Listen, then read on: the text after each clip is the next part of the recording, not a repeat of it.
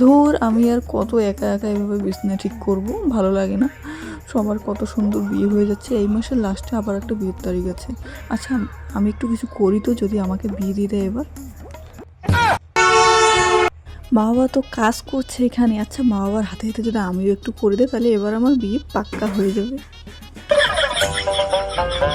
বসে তো পড়লাম কাজ করতে, কিন্তু আমি জানি না এগুলো কীভাবে কাটতে হয়। যাই হোক, বাবার সামনে আছে, কোনো মতেই বুঝতে দেওয়া চলবে না যে আমি করতে পারি না। আমি সব করতে পারি, তাহলে তো আমাকে বিয়েটা দিবে, তাই না? আমি তো ঠিকমতো কাটতেই পারছি না, এবার আমি কি করব? যাই হোক, কোনো মতো বুঝতে দেওয়া চলবে না, যদি একবার দেখে ফেলে না কেউ। যাই হোক, ঠিকঠাক মতো কাটি, চেষ্টা করি, তাহলে তো আমাকে বিয়েটা দিবে।